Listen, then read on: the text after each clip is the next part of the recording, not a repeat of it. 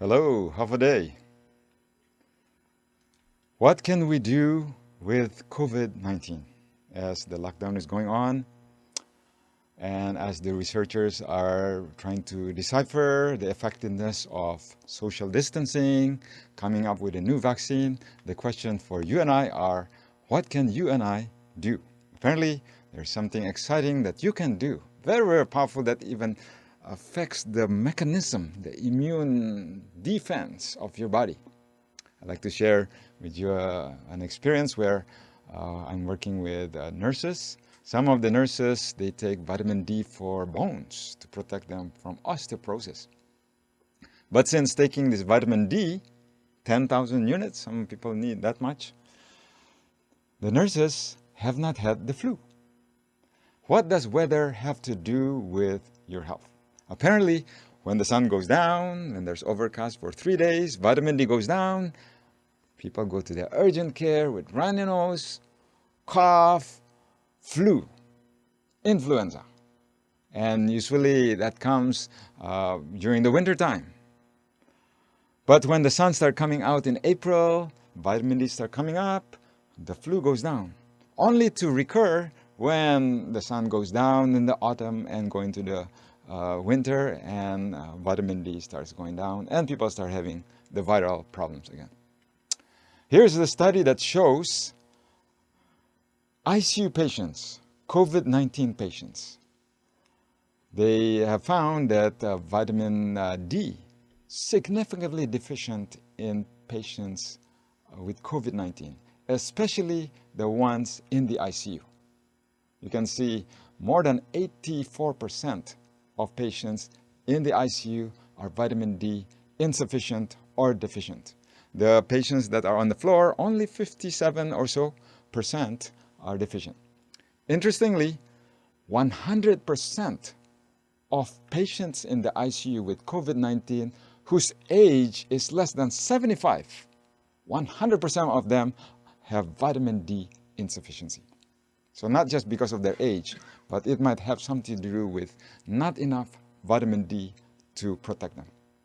In the olden days, we're out in the sunlight, planting rice, a lot of hours. If you spend enough time in the sun, you can make almost 10,000 units of vitamin D a day. You can see this graph. There are certain areas in the world. You can see North America, 40% of people are vitamin D deficient, and some places in Africa, even Asia, and all the way to Europe, almost 90% of people are deficient. Vitamin D is synthesized in your skin. When the sunlight hits the skin, cholesterol gets converted to prohormone vitamin D, and this prohormone goes to the liver. It gets converted to another product, and this product goes into the kidney, gets converted finally to the active vitamin D. And vitamin D goes straight into the cell, trigger the genes to create products that are antimicrobial, such as cathelicidin, very powerful anti-TB medication. In the olden days, there are sanatoriums where people are housed in these places where they get a lot of sun treatment every day.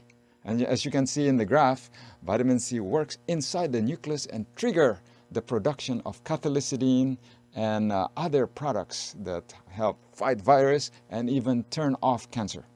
Vitamin D, as you can see in this slide, affects many, many lines of immune defense. This slide also shows vitamin D mitigates a lot of the cytokines that cause damage in your blood vessels, preventing you from having development of plaque and buildup of clots in your blood vessels. Vitamin D is involved in calcium absorption for your bones. But vitamin D also is very involved in your ligaments. Make it strong so that when you play tennis, you don't have snap ligaments or broken meniscus and a lot of this cartilage. Vitamin D helps strengthen that. Vitamin D is also very important in muscle tone. A lot of elderly people in the nursing home, when their vitamin D is optimized, their incidence of falling down or instability dramatically reduce and their muscle tone becomes stronger. Vitamin D is also very, very much involved in immune problems like lupus, psoriasis, rheumatoid arthritis, and multiple sclerosis.